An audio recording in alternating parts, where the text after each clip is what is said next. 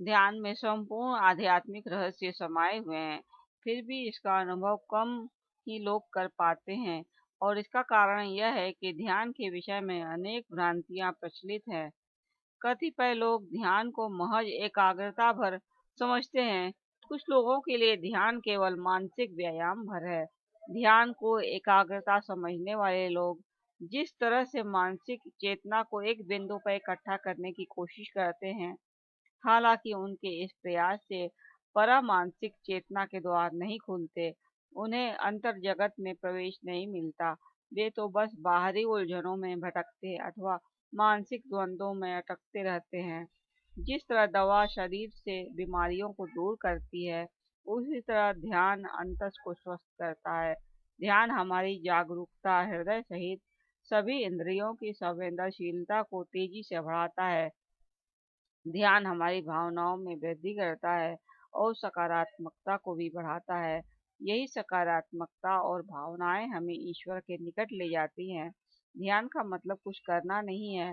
ध्यान है पूर्ण विश्राम की अवस्था में सांसों के प्रति चेतन होना।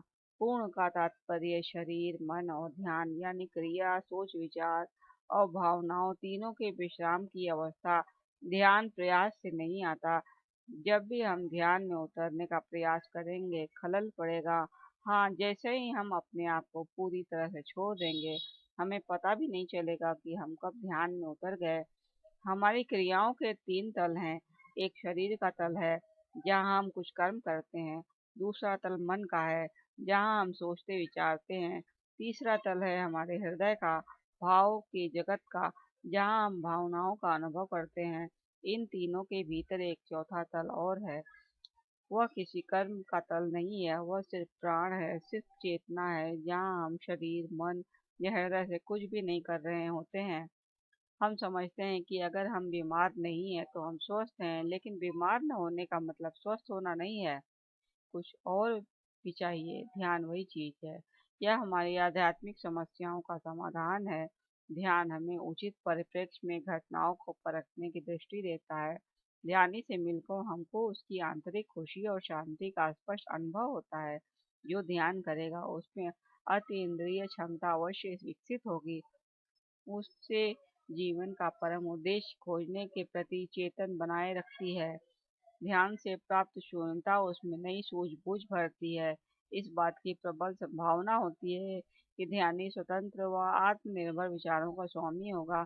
उसकी वृत्ति आविष्कारक, सृजनात्मक, कलात्मक व साहित्यिक होगी। ध्यान स्व यथार्थ बोध यानी सेल्फ एक्चुअलाइजेशन में मददगार है। यह सेवा कार्य में हमारी रुचि बढ़ाता है। आत्मज्ञान की संभावनाओं का द्वार ध्यान से ही खुलता है। इसके द्वारा न सिर्फ खुद के बारे में बल्कि दूसरों के विषय में भी गहरी समझ पैदा होती है। यह ध्यान ही है जिससे तन, मन और चेतना के बीच के सामंजस्य की अखंडता को समझना और उसे साधना संभव होता है। इसे आध्यात्मिक विश्राम की गहराई में डुबकी लगती है और व्यक्ति विकार रूपी शत्रुओं से मुक्त होने लगता है। वह उसमें दूसरों की उन्नति के प्रति सहर्ष स्वीकार का भाव बनता है। ध्यान करने वाला जो पहले था वही नहीं रह जाता। जीवन के प्रति उसका दृष्टिकोण बदल जाता है। तो उसके भीतर मैत्री भाव और क्षमा भाव भी आता है। यह उसे ध्यान की उच्चतर अवस्था में ले जाने अर्थात समाधि में उतरने में सहायक होता है, जिससे व्यक्ति का परमात्मा के साथ गहरा संबंध स्थापित होता है। वास्तविक योग यही है। ध्यानी अंतर्मुखी जरूर होता है, मगर वह गंभीर नहीं होता। इसके विपरीत वह तो जीवन की लीला को खेल की तरह लेता है। यही प्रवृत्ति उसे वर्तमान में जीने में मदद करती है, जिससे दृष्टा भाव विकसित होता है और व्यक्ति के लिए स्वयं को घटना का साक्षी मात्र समझना आसान होता है। सत्ता और अहंकार से परे आत्म चैतन्य की खोज में तल्लीन होने का यह परम सूत्र है। जो भी ध्यानी होगा वह कारण ही संतोष, आनंद और मौज मस्ती में दिखेगा। कारण बिल्कुल सीधा है। उसने दूसरों से तुलना करना छोड़ दिया। जैसे ही आप अपने आप से परिचित होते हैं, आपकी समझ में आ जाता है कि अन्य लोग भी आपकी तरह ही अद्वितीय हैं। फिर तुलना कैसी? जागरण की अवस्था सबके प्रति सहज सम्मान जगाती है। हमारे शरीर में ऊर्जा के 7 तल हैं, जिसमें सबसे नीचे का तल मूल आधार चक्र कहलाता है और सबसे ऊपर का तल सहस्रार है। प्रकृति केवल मूल आधार चक्र को सक्रिय रखती है। बाकी चक्रों को सक्रिय करने के लिए व्यक्ति को प्रयास करना होता है। यदि व्यक्ति प्रयास नहीं करता तो उसकी ऊर्जा आजीवन मूल आधार चक्र पर ही रह जाती है और मूल आधार चक्र से ही विदा हो जाती है।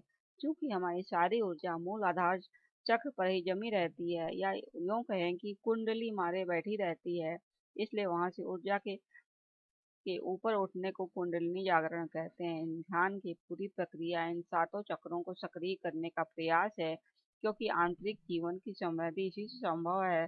कुंडलिनी जागरण होते ही जीवन ऊर्जा का अनुभव होने लगता है।